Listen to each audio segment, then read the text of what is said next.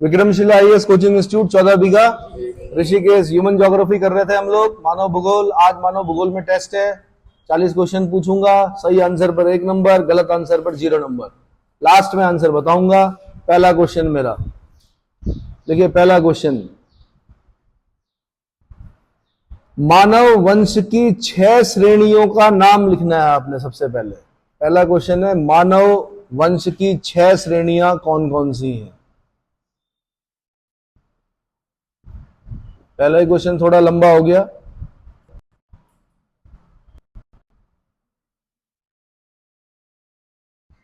हो गया?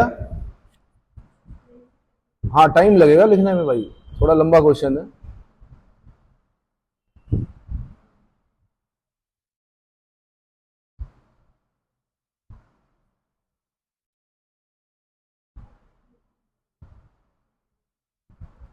Next question लिखिए भाई। अच्छा,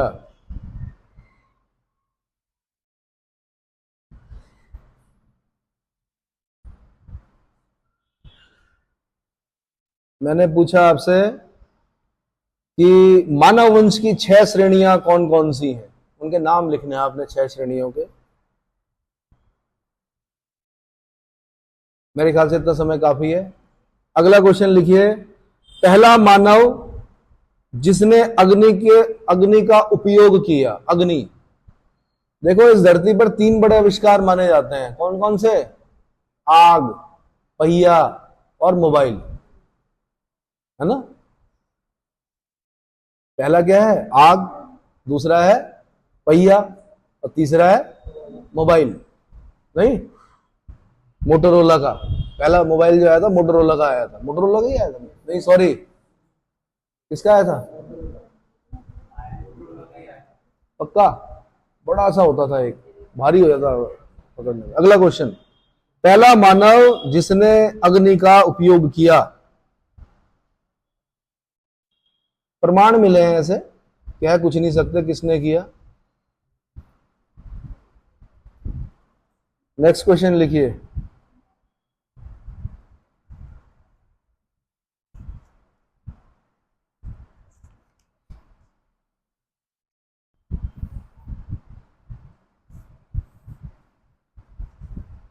होमो सैपियंस सैपियंस।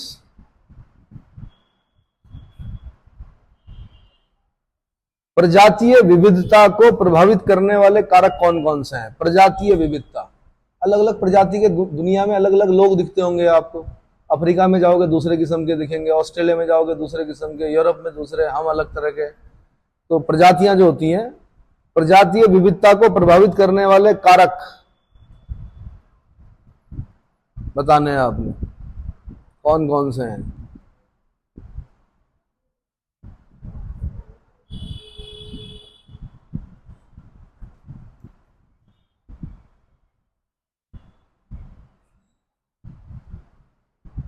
हो गया?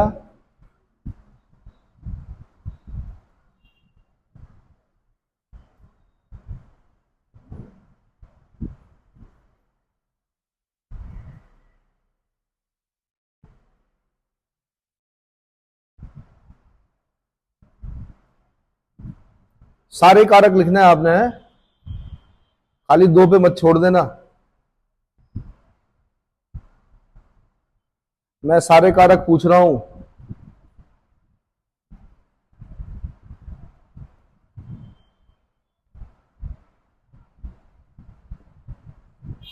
थोड़ा टाइम लगेगा आंसर लिखने में क्योंकि लंबा क्वेश्चन है। इंग्लिश हिंदी दोनों में लिखें तो बहुत अच्छा है।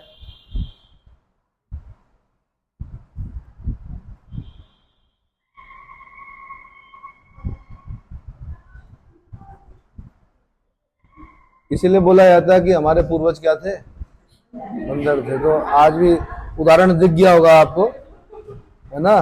कभी कभी वो हो जाता है, क्या बोलते हैं, इंस्टिंक्ट जाग जाती है ना, तो दिखाता है आदमी की बंदर ही है। आप क्या बोलते हैं, जर्मन शेपर्ड को कितने भी बिस्कुट खिलाओ, है तो भेड़िया की संतान, कभी ना कभी एक ना एक दिन अपने मालिक को काटेगा काटेगा। जिस दिन उसकी इंस्टिंक्ट जागेगी। थोड़ा ये आंसर मैंने कहा बड़ा है, मैं इसलिए लिखा रहा हूं कि आपके मेंस में भी काम आ जाए भाई।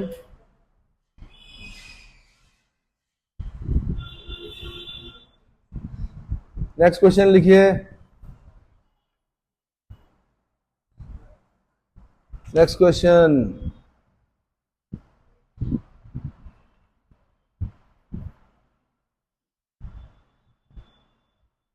पिग्मी किस नदी घाटी में पाए जाते हैं? पिग्मी, छोटा क्वेश्चन पूछ रहा हूं खुश करने के लिए आपको। किस नदी घाटी में पाए जाते हैं पिग्मी? अगला क्वेश्चन है मेरा, विश्व में सर्वाधिक सदस्यों वाली प्रजाति का नाम लिखना है आपने। यानी इस दुनिया में सबसे ज्यादा जो लोग हैं वो किस प्रजाति के हैं?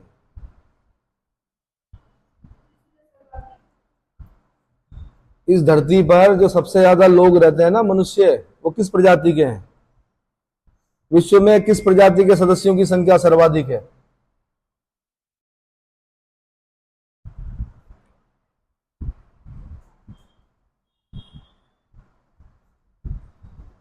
विश्व की सबसे शुद्ध मानव प्रजाति कौन सी है? शुद्ध।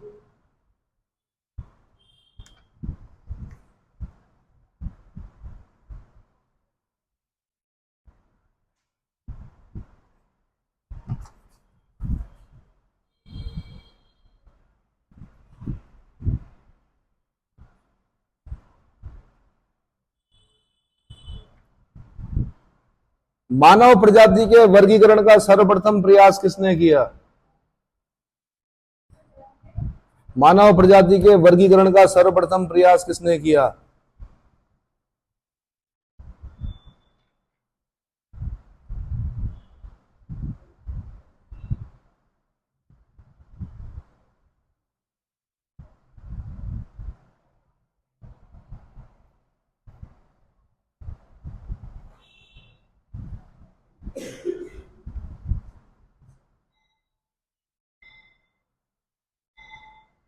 ब्लड ग्रुप्स, ब्लड ग्रुप का वर्गीकरण करने वाले पहले नृवंश शास्त्री कौन थे?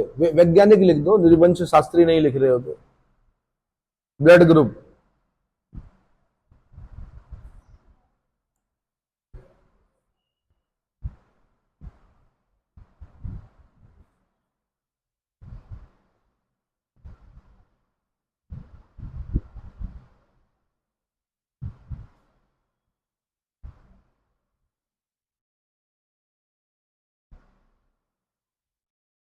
नेक्स्ट क्वेश्चन लिखिए, सिफेलिक इंडेक्स का फॉर्मूला लिखिए। सिफेलिक इंडेक्स, कपाल सूचकांक का फॉर्मूला क्या होता है?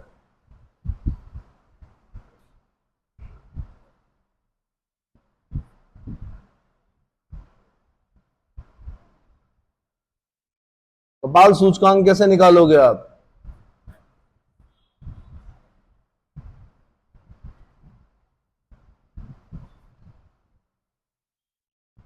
भाई यहाँ कई तरह के लोग बैठे हुए, किसी का सिर बड़ा है, किसी का छोटा है, किसी का क्या है। सूचकांक कैसे निकालोगे, कपाल सूचकांक? नेक्स्ट क्वेश्चन लिखिए।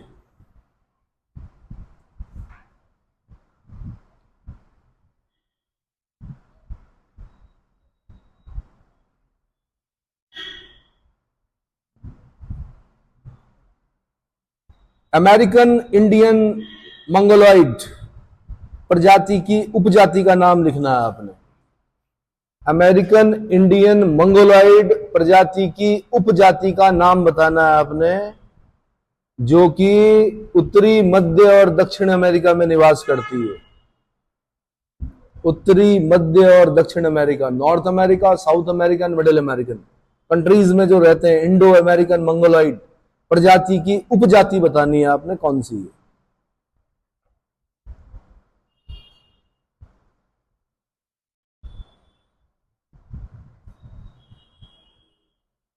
दक्षिण अफ्रीका में ऑरेंज नदी, एक ऑरेंज नदी बहती है वहां पर। ऑरेंज नदी के उत्तर में कौन सी प्रजाति का निवास, कौन सी प्रजाति निवास, जनजाति निवास करती है?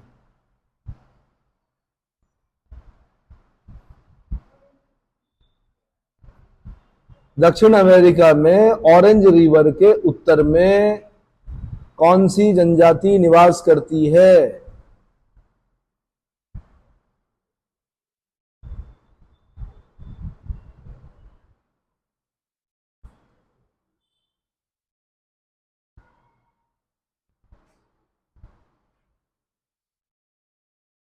स्कैंडिनेविया प्रदेश में मुख्यतः किस प्रजाति के लोग निवास करते हैं?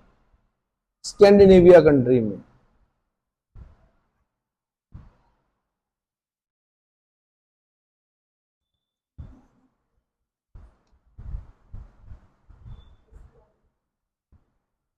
स्कैंडिनेविया प्रदेशों में मुख्यतः किस प्रजाति के लोग निवास करते हैं?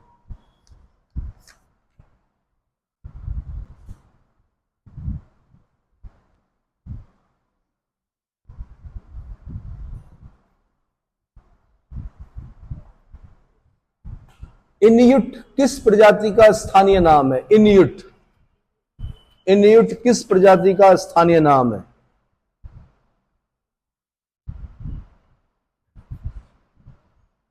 इनयुट इन्यूट।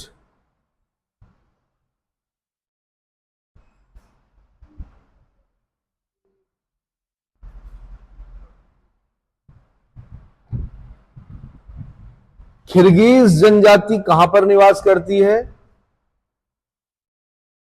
किर्गिज जनजाति कहां निवास करती है?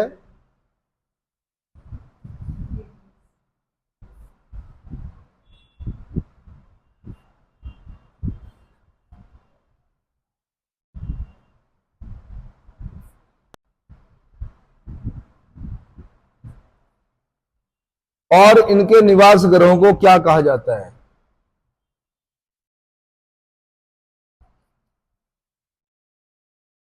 इनके निवास गृहों को क्या कहा जाता है?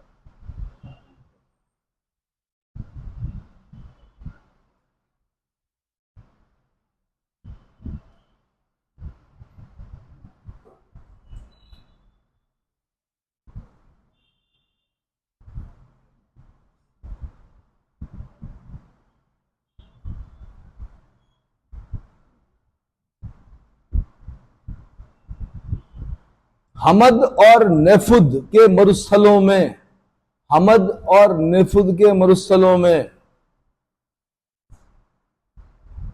चलवासी जीवन व्यतीत करने वाली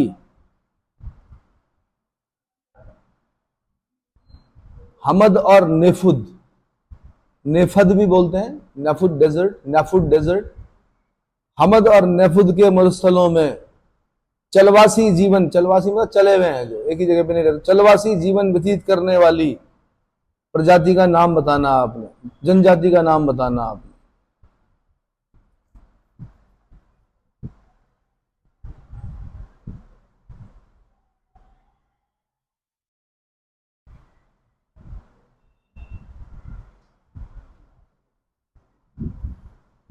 पिग्मी जनजाति के आवास को क्या कहा जाता है? पिग्मी जनजाति के आवास को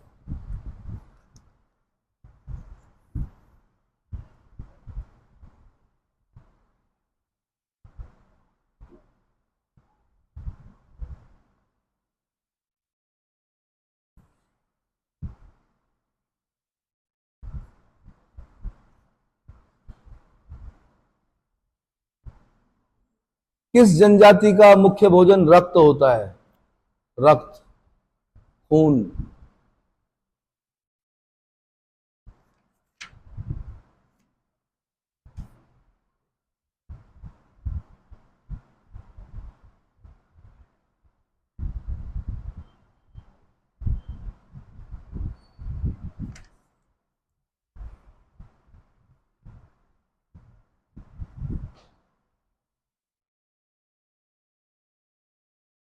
एनु जनजाति कहां निवास करती है और किस प्रजाति की होती है ये?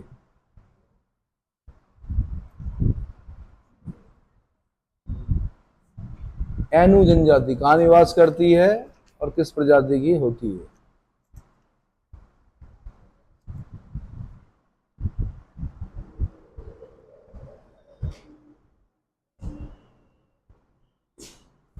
विश्व जनसंख्या दिवस कब मनाया जाता है और क्यों मनाया जाता है इसी दिन को? विश्व जनसंख्या दिवस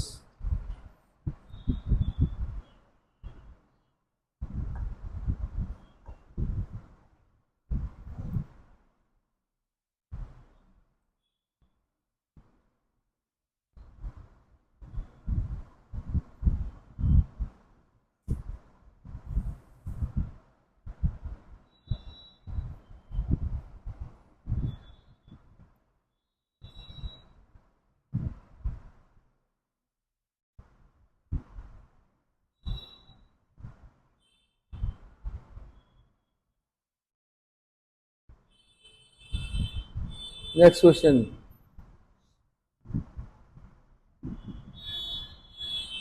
नेक्स्ट क्वेश्चन, सर्वाधिक विश्व में सर्वाधिक जनसंख्या वाला शहर।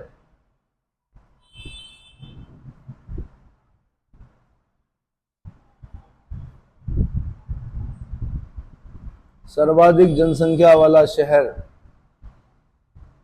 पूरे विश्व में पूछ रहा हूं मैं, और इसकी जनसंख्या भी लिख दीजिए लगभग कितनी है, लगभग अप्रॉक्सीमेट कितनी जनसंख्या है इस शहर की।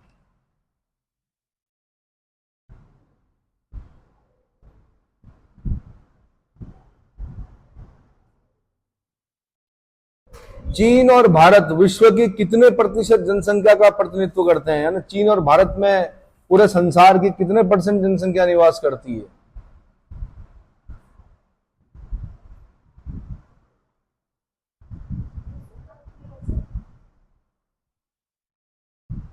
चीन और भारत विश्व की कितनी प्रतिशत जनसंख्या का प्रतिनिधित्व करते हैं।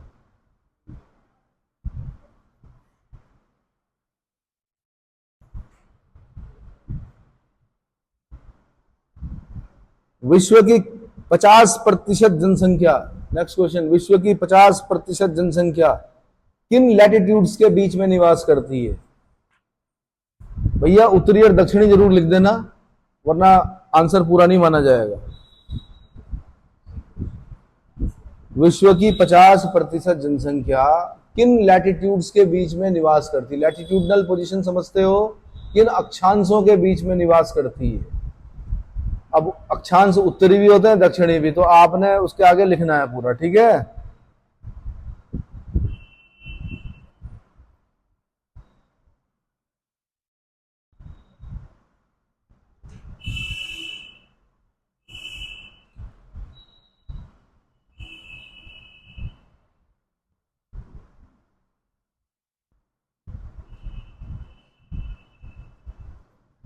नेक्स्ट क्वेश्चन, चीन ने वन चाइल्ड पॉलिसी कब शुरू की थी। समझ गया था चीन भैया, अगर हमने वन चाइल्ड पॉलिसी नहीं शुरू की तो गड़बड़ हो जाएगा। और उसके वन चाइल्ड पॉलिसी करने से फायदा तो मिला चीन को, लेकिन नुकसान भी हुआ। 6 पॉकेट सिंड्रोम आया वहां पर, और बहुत सारी चीजें आई।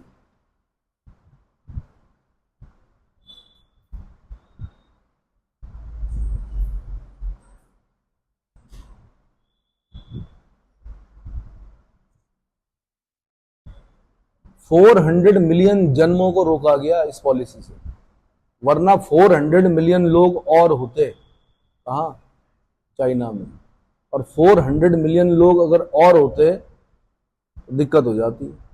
इस पॉलिसी का दिक्कत क्या हुआ कि जबरन अबॉर्शन कराए गए, कन्या भ्रूण हत्या में वृद्धि हुई, यानी लड़कियों को माता के गर्भ में क्या कर दिया गया, महिला जन्म दर में कमी आई, लैंगिक असंतुलन हो गया वहां पर चाइना में,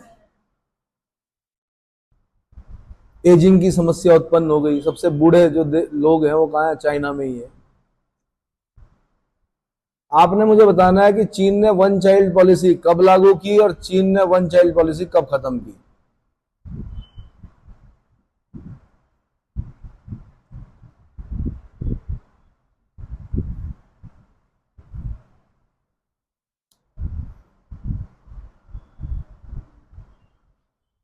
और इसी में लिख दीजिए कि अब वहां 2 बच्चों की पॉलिसी है। कितने, 2 बच्चों की पॉलिसी है, वो कब शुरू की उसने। तीनों आंसर एक ही उसमें देने हैं आपने। सबक सीखने की आवश्यकता है मेरे ख्याल से इस देश से, और इसके दुष्प्रभाव भी देखने पड़ेंगे और अच्छे प्रभाव भी देखने पड़ेंगे। अच्छे प्रभाव ये हैं कि 400 मिलियन जन्म रुक गए। बुरे प्रभाव ये हैं, अबॉर्शन बढ़े, कन्या भ्रूण हत्या हुई, महिला जन्म दर में कमी आई, लैंगिक असंतुलन हुआ, मतलब जो सेक्स रेशियो बिगड़ गया वहां का, और एजिंग की समस्या उत्पन्न हो गई। तो भारत सरकार भी इस ओर देख रही है और करना पड़ेगा ऐसा, नहीं तो भारत भी क्या होने वाला है, स्थिति बेकाबू होने वाली है ना। अगला क्वेश्चन,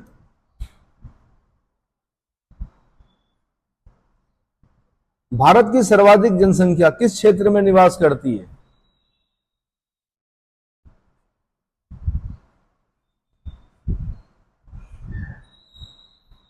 सर्वाधिक मतलब 40% से अधिक जनसंख्या।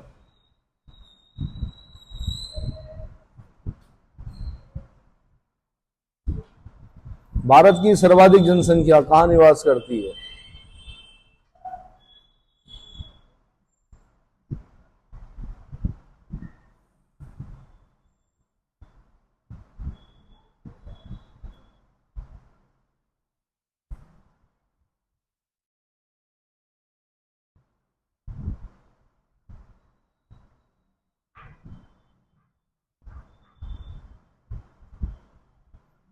नेक्स्ट क्वेश्चन लिखिए, axis of European population. Axis of European population मतलब यूरोपीय जनसंख्या की धुरी, ये उपमा किसे प्रदान की गई है या किस क्षेत्र को प्रदान किया गया है?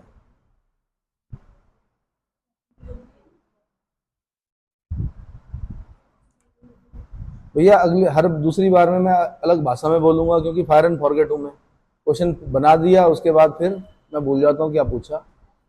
तो मेरा क्वेश्चन ये है कि यूरोपीय जनसंख्या की धुरी, यूरोपीय यानी एक्सेस ऑफ यूरोपियन पॉपुलेशन उपमा किस क्षेत्र को प्रदान की जाती है? ऐसा क्या है यहां पर?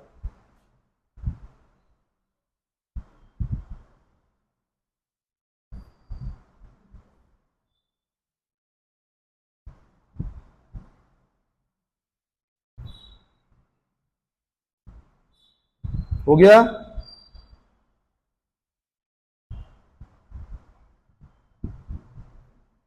नेक्स्ट क्वेश्चन,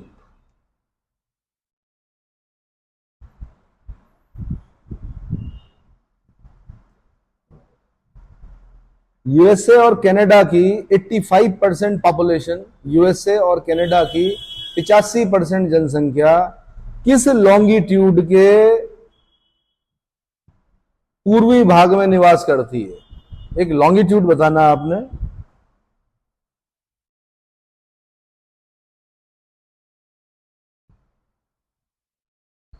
यानी उस तरफ सिर्फ 15% लोग रहते हैं, इस तरफ 85% लोग रहते हैं।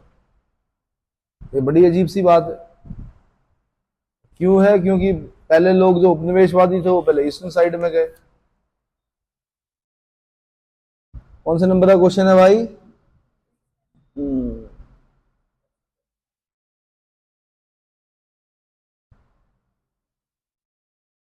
विश्व में सर्वाधिक जन घनत्व, पॉपुलेशन डेंसिटी वाला देश बताना आपने।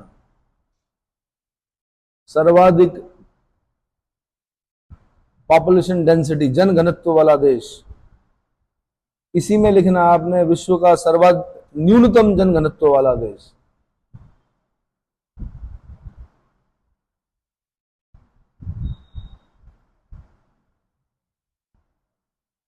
सबसे ज्यादा कहां पर है पॉपुलेशन डेंसिटी, सबसे कम कहां पर है? एक ही क्वेश्चन है ये। अगला क्वेश्चन, सबसे ज्यादा इन्फेंट मोर्टेलिटी रेट, सर्वाधिक शिशु मृत्यु दर यानी जब शिशुओं का जन्म होता है तो मर जाते हैं वाला देश कौन सा है? सर्वाधिक शिशु मृत्यु दर या इन्फेंट मोर्टेलिटी रेट वाला देश।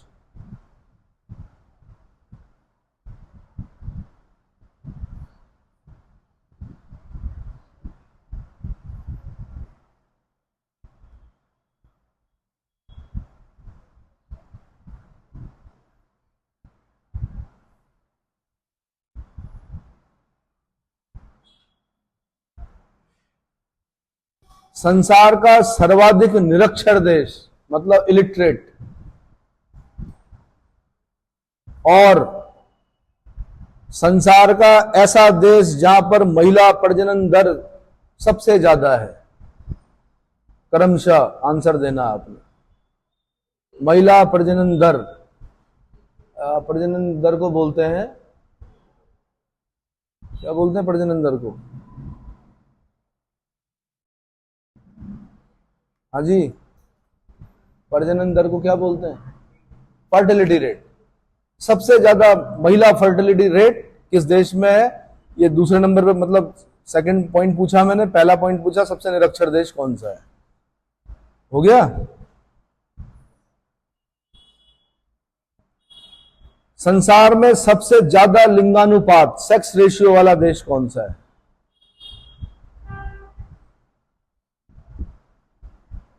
देश नहीं, स्थान बताना आपने। स्थान, संसार, चलो देश, हाँ सबसे ज्यादा लिंगानुपात यानी सेक्स रेशियो वाला देश बताना आप।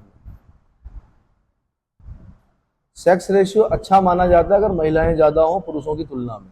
1000 पुरुषों की तुलना में अगर महिलाओं की संख्या ज्यादा है, इसका मतलब सेक्स रेशियो क्या है? पॉजिटिव है।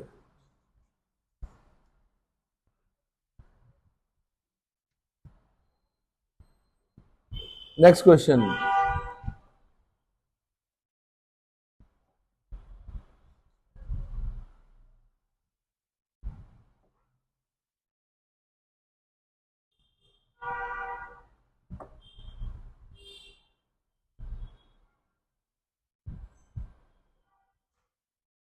सबसे ज्यादा मुस्लिम जनसंख्या वाला देश?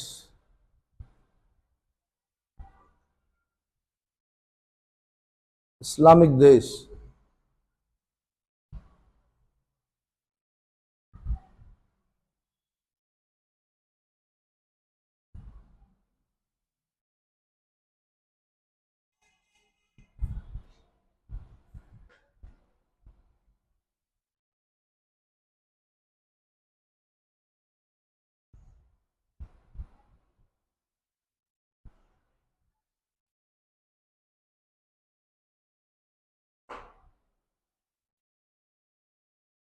अगला क्वेश्चन लिखिए।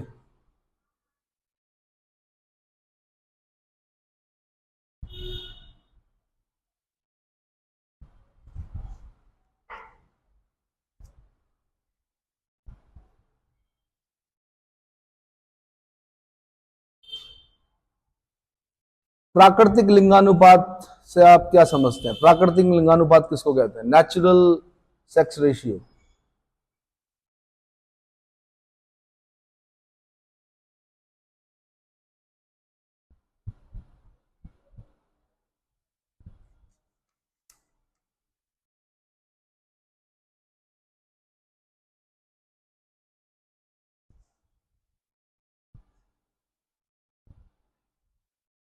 World economic forum Geneva, world economic forum Geneva, Geneva में वर्ल्ड इकोनॉमिक फोरम का क्या है? हेडक्वार्टर है। वर्ल्ड इकोनॉमिक फोरम जिनेवा द्वारा जो ग्लोबल जेंडर गैप रिपोर्ट जारी की जाती है, ग्लोबल जेंडर गैप रिपोर्ट, इसको हिंदी में बोलते हैं वैश्विक लैंगिक अंतराल रिपोर्ट, जारी की जाती है। उसमें 2024 की रिपोर्ट के अनुसार भारत का नंबर कौन सा है और उसको कितने अंक प्राप्त हुए हैं?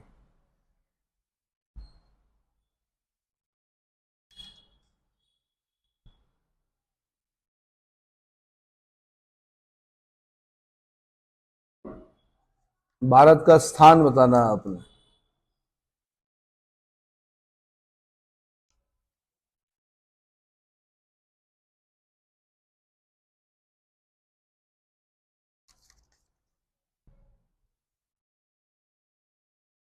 माल्थस के अनुसार, माल्थस माल्थस के अनुसार किसी क्षेत्र की जनसंख्या की वृद्धि किस गति से होती है?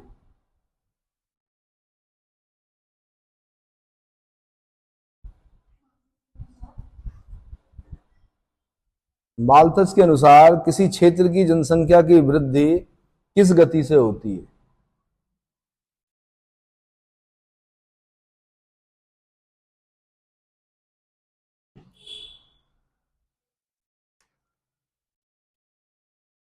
Next question. माल्थस के अनुसार जीविकोपार्जन के साधन किस गति से वृद्धि करते हैं? जीविकोपार्जन।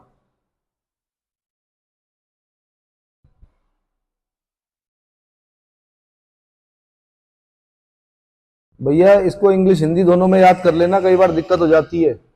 जो आप, हाँ जो प्रोग्रेशन याद करोगे ना उसको इंग्लिश हिंदी दोनों में याद कर लेना, वरना दिक्कत हो जाएगी। कई बार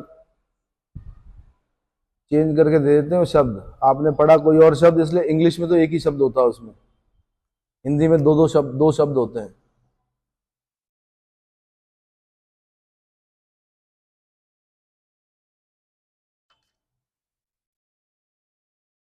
नेक्स्ट क्वेश्चन, जननांकीय संक्रमण सिद्धांत डेमोग्राफिक ट्रांजिशनल थ्योरी किसके द्वारा प्रतिपादित की गई? जननांकीय संक्रमण सिद्धांत डेमोग्राफिक ट्रांजिशनल थ्योरी किसके द्वारा या मॉडल किसके द्वारा प्रस्तुत किया गया?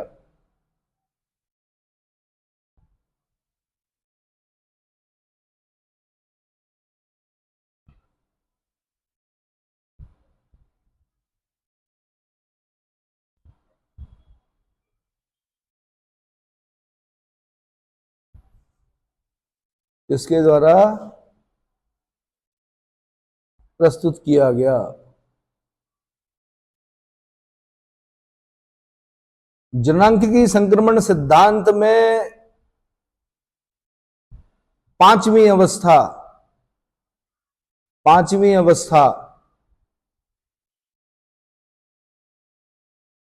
को किसने ऋणात्मक वृद्धि की अवस्था बताया है? पांचवी अवस्था को किसने ऋणात्मक वृद्धि की अवस्था बताया है?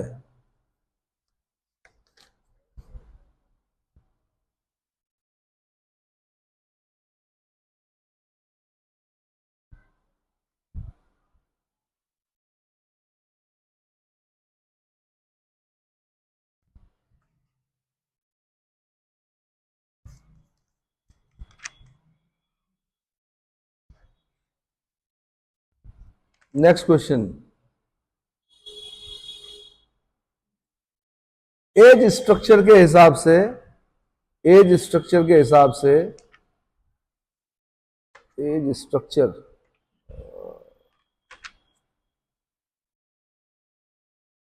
प्रौढ़ आयु वर्ग में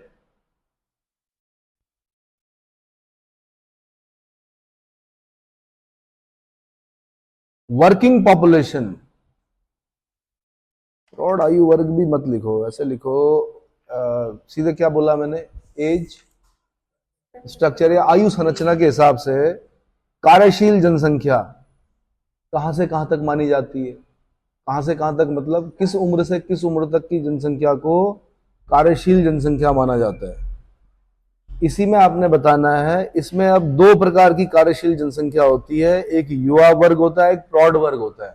युवा वर्ग कहां से कहां तक और प्रौढ़ वर्ग कहां से कहां तक, समझ में आ गया?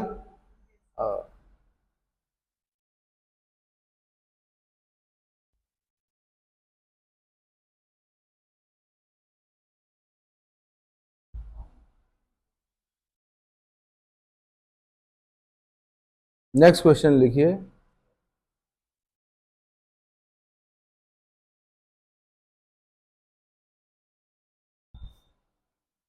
कहां तक है भैया, किस पेज तक है क्वेश्चन? माइग्रेशन तक? अच्छा ज्यादा है, आगे तक है ना, ठीक। अगला क्वेश्चन लिखिए,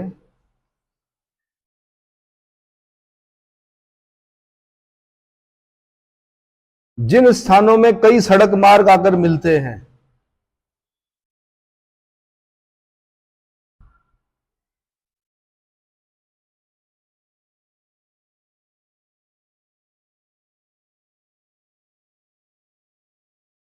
वहां पर ग्रामीण बस्तियों का प्रतिरूप यानी पैटर्न ऑफ रूरल सेटलमेंट्स किस प्रकार का पाया जाता है?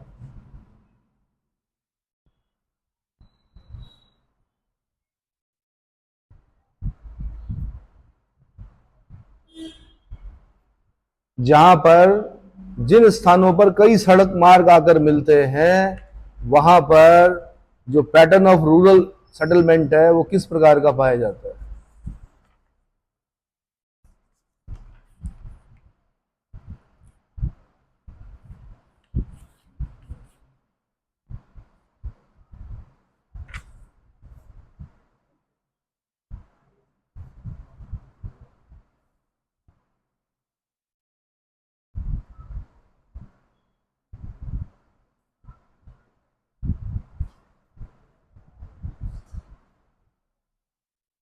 नेक्स्ट क्वेश्चन लिखिए, सन्न नगर, सन्न नगर के दो उदाहरण दीजिए।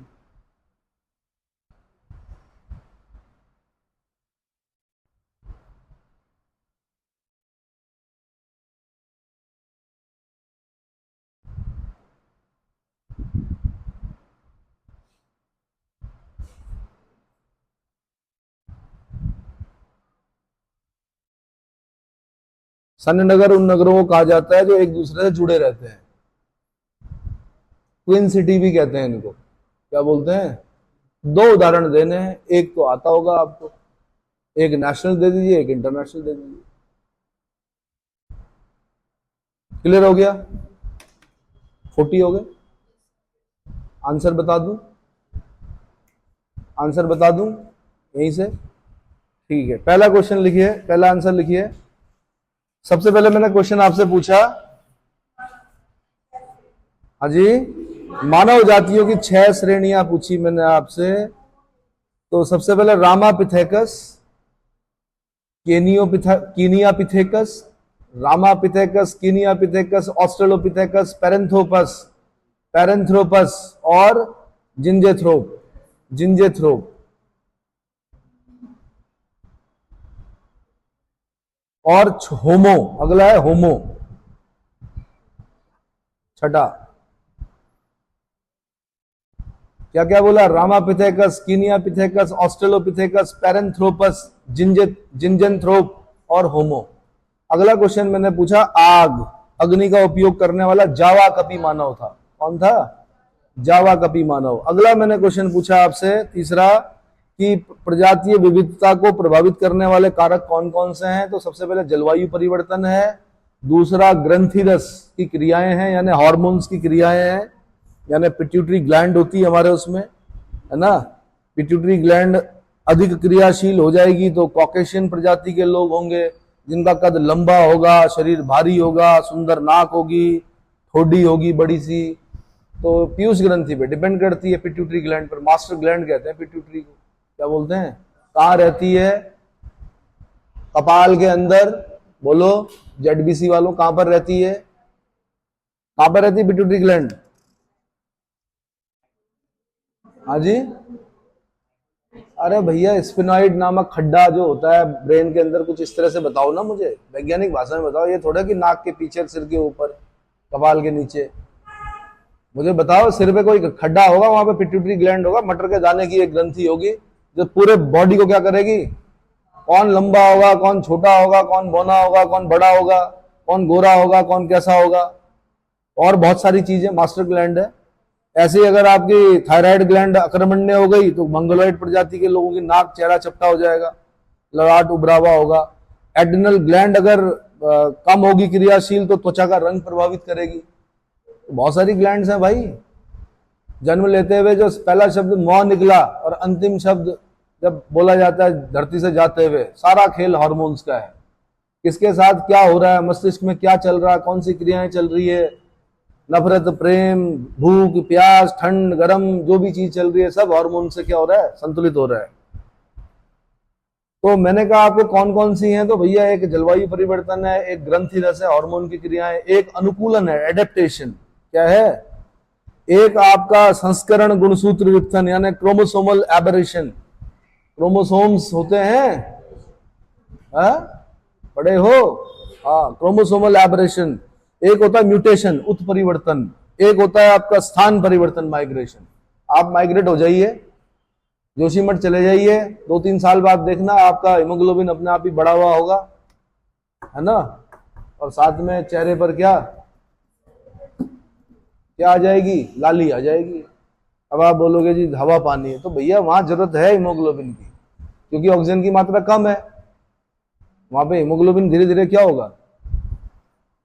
बढ़ेगा आपका। तो क्या आंसर दिया मैंने आपको? जलवायु परिवर्तन, ग्रंथिरस, हार्मोन की क्रियाएं, एडेप्टेशन, अनुकूलन, संस्करण गुणसूत्र विघटन यानी क्रोमोसोमल एबरेशन, उत्परिवर्तन यानी म्यूटेशन, और स्थान परिवर्तन यानी माइग्रेशन। और अफ्रीका चले जाओ, फिर देखना कहां? अफ्रीका। अगला क्वेश्चन है, चौथा क्वेश्चन मैंने पूछा पिग्मी कहाँ निवास करते हैं? कॉन्गो बेसिन में निवास करते हैं, शिकारी होते हैं, छोटे होते हैं कद में। अफ्रीका के कॉन्गो बेसिन में, कॉन्गो वहीं बहती है। 0 डिग्री इक्वेटर कॉन्गो नदी को 2 बार काटती है। जायरे भी बोलते हैं कॉन्गो नदी को, क्या बोलते हैं? जायरे। अगला क्वेश्चन, सबसे है विश्व में क्या चीज, मतलब विश्व में किस प्रजाति, सबसे ज्यादा प्रजाति के लोग? कॉकेशाई प्रजाति के लोग रहते हैं सबसे ज्यादा।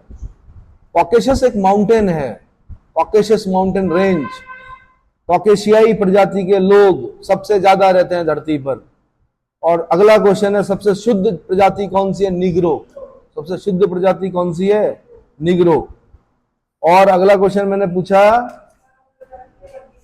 हाँ जी, मानव प्रजाति का वर्गीकरण किसने किया? लिनियस ने किया। पूरा नाम क्या इसका? Linnaeus, Carolus Linnaeus. वर्गीकी के पिता, फादर ऑफ टैक्सोनॉमी।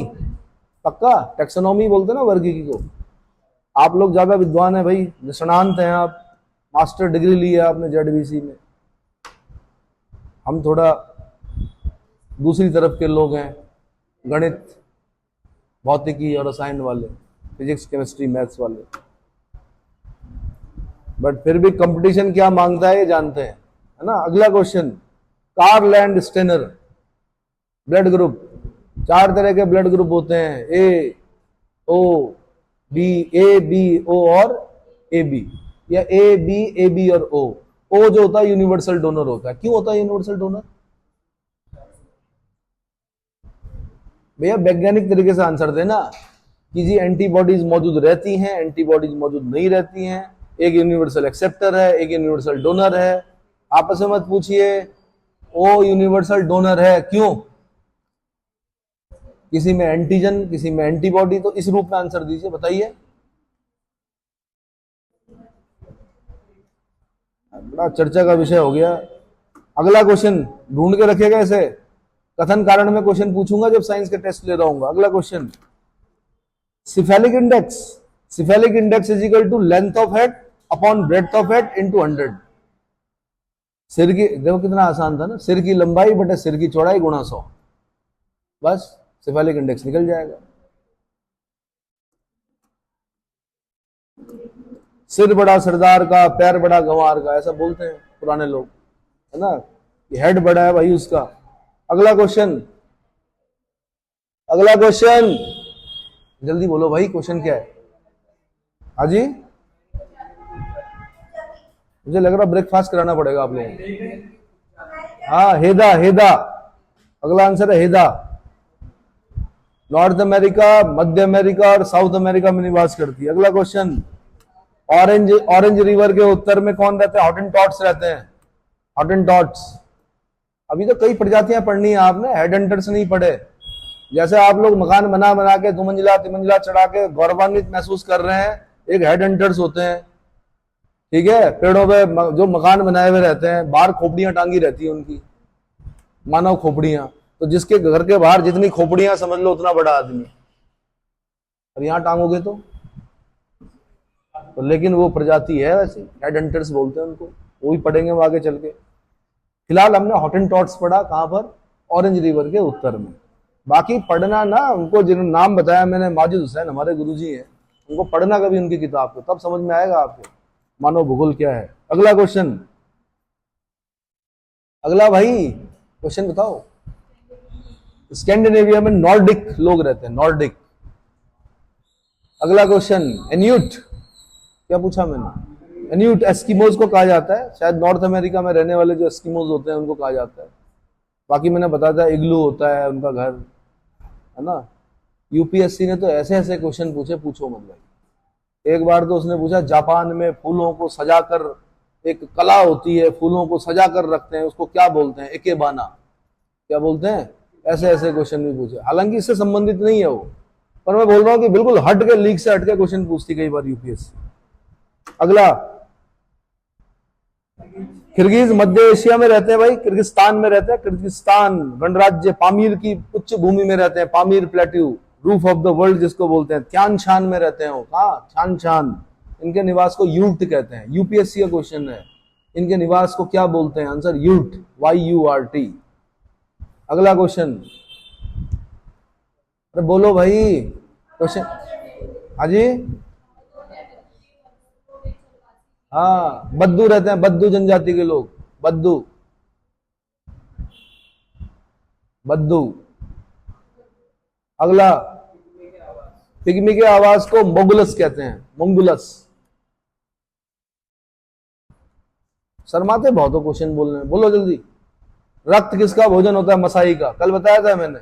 गाय की पूजा करते हैं वो लोग भी, बैल की भी पूजा करते हैं, गाय का दूध निकालते हैं, दही बनाते हैं, दूध नहीं पीते, साथ में खून निकालते हैं हर बैल के गर्दन से। एक वो होती है उनके पास, क्या, खून निकालने की, उसको इकट्ठा करते हैं, सब बैठते हैं बच्चे बढ़िया, खून जमा के और दही के साथ, है ना।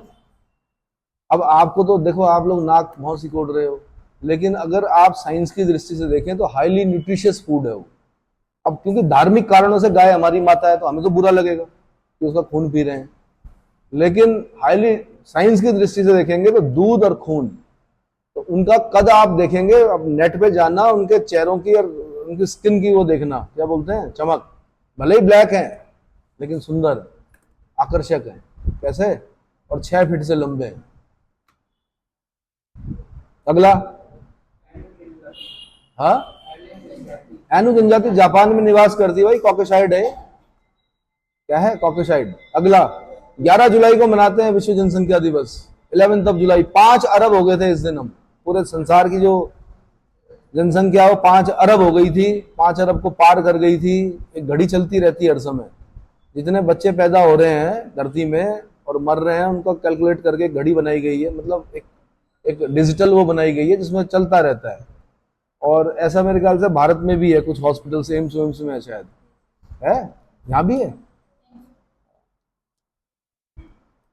तो अगर आपको जीवन चक्र देखना है तो एम्स जैसे हॉस्पिटल्स बहुत अच्छी जगह हैं जहां पर जीवन चक्र देखा जा सकता है। मैं खड़ा था तो ऊपर गायनी विभाग था, तो वहां से आवाज आ रही थी, गीता का लड़का हुआ है, सीता की लड़की हुई है, और नीचे से कुछ लोग क्या हो रहे थे, अपने अंतिम यात्रा के लिए सफेद कफन में लिपट कर कहाँ जा रहे थे, बाहर जा रहे थे। तो ये जीवन चक्र है, इसको समझने के लिए कहाँ हॉस्पिटल्स बेस्ट जगह है। कभी दम्भ हो जाए, अगर कभी अहंकार हो जाए, चलो जी आगे, शस्त्र का अहंकार हो जाए और वाहन का अहंकार हो जाए, सौंदर्य का अहंकार हो जाए, धन का अहंकार हो जाए, उस अहंकार को तोड़ने की एक उपयुक्त जगह है। किसी पीपल के पेड़ के नीचे बैठने की आवश्यकता नहीं है। अगला, टोक्यो, 37.4 मिलियन लोग रहते हैं भाई टोक्यो में। कितने? 37.4 मिलियन लोग रहते हैं जापान में, टोक्यो में, सबसे ज्यादा जनसंख्या वाला नगर। कार खरीदनी आसान है, पार्किंग नहीं मिलेगी। क्या नहीं मिलेगी? पेड पार्किंग है, इसलिए लोग साइकिल से चलते हैं। किससे चलते हैं? जो वर्किंग है, जैसे माना एसबीआई के किसी कर्मचारी को हमने जापान भेज दिया, आराम से खरीद सकता है वहां पर कार, पर क्योंकि पार्किंग महंगी है इसलिए वो कार नहीं खरीदता। किससे चलता है? साइकिल से। और साइकिल से चलना वहां पर अपमान नहीं समझा जाता, बल्कि लोग उसकी प्रशंसा करते हैं, देखिए अपने फिजिकल पर क्या कर रहा हो, ध्यान दे रहा है। हाँ बिल्कुल, पर 37.4 मिलियन लोग रहते हैं। अगला, 21वां आंसर बोलो भाई जल्दी, क्वेश्चन। भाई हम दोनों देश मिलकर पूरी दुनिया के 35.73% जनसंख्या है हम। कितनी? सारी दुनिया एक तरफ और हम एक तरफ, भारत और चीन। अगर दोनों मित्र हो जाते तो देखो आज कितना बढ़िया होता। लेकिन मित्रता तब होती है कि एक दिन आप पेटीज खिलाओ, एक दिन हम खिलाएं। अब ये थोड़े कि यार तुम ही खाओ हमसे, है सारा, मतलब हमें निर्यात करो तुम, अपने आप आयात ही ना करो हमसे, हमारे बैलेंस ऑफ ट्रेड को और क्या करो, अस्थिर कर दो, बाध्य कर दो हमें अपने प्रोडक्ट खरीदने के लिए, और साथ में जब हम मना करें तो हमारी सीमाओं पर अतिक्रमण करो, अपनी बाउंड्री बढ़ाते रहो। चलो जी आगे, अगला क्वेश्चन। 20 से 40 डिग्री उत्तरी अक्षांश के बीच में सर्वाधिक जनसंख्या निवास करती है धरती की। उत्तरी अक्षांश, 20 से 40 डिग्री उत्तरी अक्षांश के बीच में। अगला, 1979, अक्टूबर 2015 और 1 जनवरी 2016 वन चाइल्ड पॉलिसी लेके आ गया था वो। कब? 1979 में, 1979 में आंख खुली उसकी अक्टूबर 2015 में। मोदी जी ने कहा हमारे पास 3D है। क्या कहा? उससे पहले हम जनसंख्या विस्फोट पे निबंध लिखते थे, और जनसंख्या, ज्यादा जनसंख्या को हम क्या मानते थे? अभिशाप मानते थे। मोदी जी एक दिन आए, सारी दुनिया के सामने उन्होंने 3D बताया। वन इज डेमोक्रेसी, सबसे बड़ी डेमोक्रेसी हम है। दूसरा कहा कि क्योंकि डेमोग्राफी, सबसे बड़ी डेमोग्राफी हम है। तीसरा बोला क्योंकि डेमोग्राफी है तो डिमांड, सबसे ज्यादा जो मार्केट, बड़ा मार्केट है वो कौन है? हम लोग, है ना। इसीलिए देखा होगा कि हमारे यहाँ हर तरह का प्रोडक्ट बिकता है। नवरत्न तेल की शीशी भी बिकती है और 1 रुपए वाला पाउच भी बिकता है। जिसकी जितनी जेब में पैसा है, मल्टीनेशनल कंपनीज क्या करती हैं, जो भी कंपनियां हैं वो क्या करती हैं, हर तरह का प्रोडक्ट लेके आती है। शैम्पू पाउच में भी मिलता है और डब्बे में भी मिलता है ना। कोल्ड ड्रिंक बड़ी भी मिलती है और पिचकू भी मिलता है। मिलता है पिचकू, पिचकू ही बोलते हैं उसे। तो भाई बच्चा जिद कर रहा है, अब पापा ने देना ही देना है बच्चे को। पापा का कर्तव्य है, बच्चे का अधिकार है मांगना। अब पापा गरीब है तो कैसे पिलाएगा? मतलब वो प्रॉफिट कैसे देगा उस मल्टीनेशनल कंपनी को? तो क्या है कि उसके लिए छोटा पिचकू, पिचकू पिचकू ही बोलते हैं। अगला क्वेश्चन, अक्टूबर 2015 में वो समझ में आ गया उसके चाइना के, उसने 1 चाइल्ड पॉलिसी खत्म कर दी। 1 जनवरी 2016 को उसने कहा 2 चाइल्ड पॉलिसी। क्या कहा? 2 चाइल्ड पॉलिसी। अगला,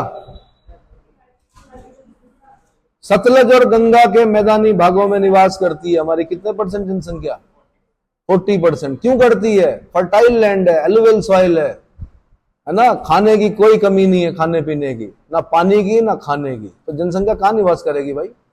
थार में थोड़े करेगी, डेजर्ट के बीच में ऊंट थोड़े आकेगी। कहां करेगी? गंगा और सतलुज के मैदानों में करेगी। हालांकि हमारा थार भी डेंसली पॉपुलेटेड क्या है? डेजर्ट है। संसार के जितने मरुस्थल हैं उसमें जो थार है उसमें भी जनसंख्या डेंसिटी, पॉपुलेशन डेंसिटी क्या है? ज्यादा है। अगला क्वेश्चन, हाँ, 50 डिग्री नॉर्थ लैटिट्यूड जो है, ग्रेट ब्रिटेन से स्टार्ट होती है एक पट्टी और डोनेट्स रूस तक जाती है। यहां पे सघन जनसंख्या निवास करती है क्योंकि यहां पर कोयला पेटी है, ठंडे देश है। कोयला वहां का मेन जो है सोर्स क्या? कोयला। काम भी मिलता है कोयला खोदने में, साथ में एनर्जी भी मिलती है। एनर्जी मतलब ऊर्जा। ऊर्जा, जहां कोयला होगा वहां उद्योग होगा, उद्योग होगा तो क्या होगा? क्या होगा? अरे नौकरी मिलेगी भाई। नौकरी जहां होगी तो फिर आदमी वहीं तो जाएगा, है? डोनेट्स, कहां से? ग्रेट ब्रिटेन से लेकर डोनेट्स तक एक पट्टी चलती है पूरी 50 डिग्री नॉर्थ लैटिट्यूड पर। सघन जनसंख्या का क्या है? क्षेत्र है ये।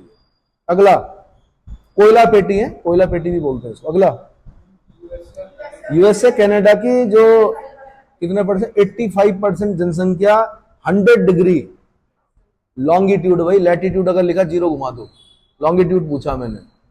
पश्चिमी देशांतर 100 डिग्री पश्चिमी देशांतर के इधर निवास करती है, बाकी 15% उधर निवास करती। इधर तो है भीड़ और उधर क्या है? क्या है? कहां रहते हैं जी? हम उधर रहते हैं जी, सैन फ्रांसिस्को के साइड में। और क्या है कि अगल बगल कोई दिख ही नहीं रहा। अरे भैया वहां लोग नहीं है क्या? है, सैन फ्रांसिस्को में होंगे, लेकिन अगल बगल जो दूर दराज के जो इलाके हैं वहां पर क्या है? बड़ा शांत जीवन जिसे बोलते हैं, बड़ा ऐसा कूल, है ना। कौन घूम रहे कि एक हस्बैंड, एक वाइफ और एक बच्चा, और पूरे दूर दूर तक वही घूम रहे। और क्या है? बड़े बड़े ग्रासलैंड और सुंदर बिल्कुल। चलो अगला, मकाऊ चीन। भाई सबसे ज्यादा जनसंख्या घनत्व कहाँ है? मकाऊ में, चीन में। मकाऊ सुने हो? मकाऊ। और सबसे कम कहाँ? ग्रीनलैंड में। ग्रीनलैंड सबसे बड़ा आइलैंड भी है, ग्रीनलैंड। एरिया वाइज सबसे बड़ा आइलैंड कौन है? ग्रीनलैंड। और ग्रीनलैंड का जो एरिया है वो ऑस्ट्रेलिया से बड़ा है। ऑस्ट्रेलिया को हम महाद्वीप बोल रहे हैं, ग्रीनलैंड को हम आइलैंड बोल रहे हैं। क्यों? पिछली बार भी यही आंसर दिया था आपने, क्योंकि ग्रीनलैंड की अपनी कोई प्लेट नहीं है, जबकि ऑस्ट्रेलिया की अपनी एक प्लेट है, टेक्टोनिक प्लेट, जिसको बोलते हैं इंडो ऑस्ट्रेलियन टेक्टोनिक प्लेट। अगला क्वेश्चन, सियरा लियोन भैया सबसे क्या बोल सकते हैं, अफ्रीका में एक देश है सियरा लियोन, उसकी कैपिटल है फ्री टाउन। यहां पर क्या इन्फेंट मोर्टेलिटी रेट सबसे ज्यादा है। इन्फेंट मोर्टेलिटी रेट सबसे ज्यादा है, और बच्चे तो होते ही हैं, पैदा होते ही मर जाते हैं, लेकिन यहाँ पे तो ये भी है कि लोग सुबह जा रहे हैं, दो पांव से जाते हैं, शाम को जब आते हैं एक ही पांव रहता है। अरे भैया क्या हो गया कि माइंस थी, किसी जमाने में माइंस बिछाई होगी, छोटी छोटी माइंस है, उड़ जाता है, ब्लास्ट हो जाता है आदमी। अधिकतर पशु व्यक्ति जो है वो आपको कैसे दिखेंगे, आपको माइंस दिखेंगे। एक क्षेत्र विशेष है वहां सियरा लियोन के आसपास, मतलब युद्ध जब होते हैं ना आपसी, तो माइंस बिछा देते हैं, और वो माइंस क्या है, बिछी की बिछी रह गई। अब उसके ऊपर पैर पड़ेगा, वो फटेंगी तो क्या होगा। अगला question, niger niger niger niger, दोनों आंसर नाइजर है। क्या है क्वेश्चन? सबसे ज्यादा इलिटरेसी वहां पर है, और सबसे ज्यादा महिला प्रजनन दर भी वहां पर है। सबसे ज्यादा इलिटरेट देश कौन सा है? नाइजर। और सबसे ज्यादा महिला प्रजनन दर कहां पर है? नाइजर में। कितने बच्चे हैं कि 16 बच्चे हैं? कितने बच्चे हैं कि भाई साहब 22 बच्चे हैं? हाँ जी, क्या? और खाली कारण ये नहीं कि प्रजनन दर ज्यादा है, कारण धार्मिक भी है। अगला क्वेश्चन, कतर। अगला आंसर है कतर। क्या था क्वेश्चन? सबसे ज्यादा सेक्स रेशियो कहां का है? कतर। कहां पर पड़ता है कतर? दोहा। दोहा कतर की, हाँ दोहा। अगला क्वेश्चन, सबसे ज्यादा इस्लामिक मुस्लिम जनसंख्या वाला देश? Indonesia. Garuda airlines, Indonesia. Indonesia भाई। अगला क्वेश्चन, जन्म के समय जो लिंगानुपात होता है उसी को नेचुरल लिंगानुपात बोलते हैं, प्राकृतिक लिंगानुपात, सेक्स रेशियो। अगला, ग्लोबल जेंडर गैप इंडेक्स में 129वां नंबर है हमारा। 2024 की रिपोर्ट के अनुसार 0.641 हमें अंक प्राप्त हुए हैं। 641 नहीं बोलना है, 0.641 बोलना है। नंबर जो हमारा मिला है हमें वो है मतलब हमारा कौन सा नंबर है? 139, gender gap index, global gender gap index. अगला क्वेश्चन, माल्थस ने कहा जनसंख्या ज्योमेट्रिकल प्रोग्रेशन यानी गुणोत्तर श्रेणी में बढ़ती है। फिर माल्थस ने कहा क्या? जीविकोपार्जन के साधन जो होते हैं वो अर्थमेटिकल प्रोग्रेशन में बढ़ते हैं, समानांतर श्रेणी में बढ़ते हैं। जननांकिकी संक्रमण सिद्धांत W.S. थॉमसन और F.W. नोटेस्टीन ने दिया। जननांकीय संक्रमण सिद्धांत किसने दिया? क्या बोलते हैं जननांकीय संक्रमण सिद्धांत को? डेमोग्राफिक ट्रांजिशनल थ्योरी या model, W.S. Thomson and F.W. नोटेस्टीन। जननांकीय संक्रमण सिद्धांत की 5वीं अवस्था को प्रजातीय विनाश की अवस्था, ऋणात्मक वृद्धि वाली अवस्था कोलिन क्लार्क ने बताया। Colin Clark. देखो ना, टेस्ट से कितने विद्वान हो गए आप लोग, हुए कि नहीं हुए?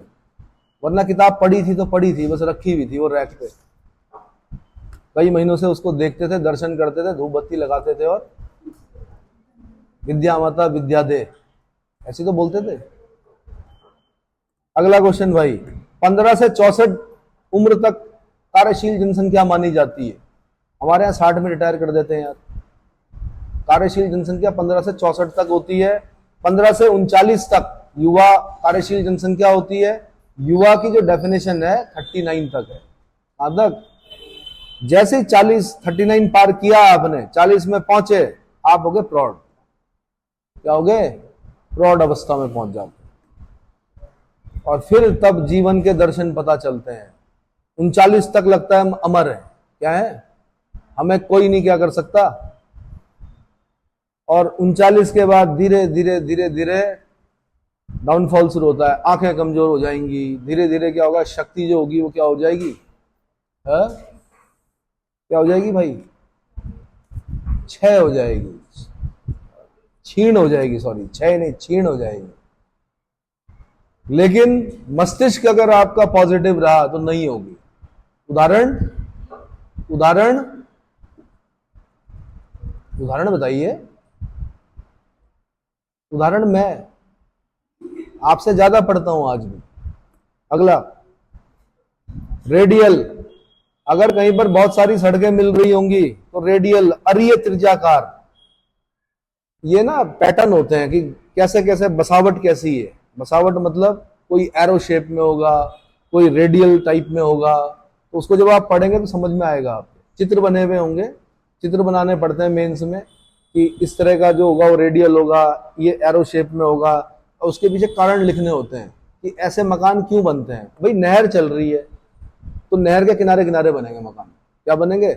रेल की पटरी चल रही है तो ऊपर से जब आप देखोगे तो रेल की पटरी के किनारे किनारे क्या होंगे? बसावट होगी। कहीं पर कई राजमार्गों का चौराहा होगा तो वहां पर इस तरह का बनेगा। अगला, हैदराबाद सिकंदराबाद, टोक्यो याकोहोमा, ये दोनों क्या है? सन्न नगर है। हैदराबाद सिकंदराबाद और टोक्यो याकोहोमा।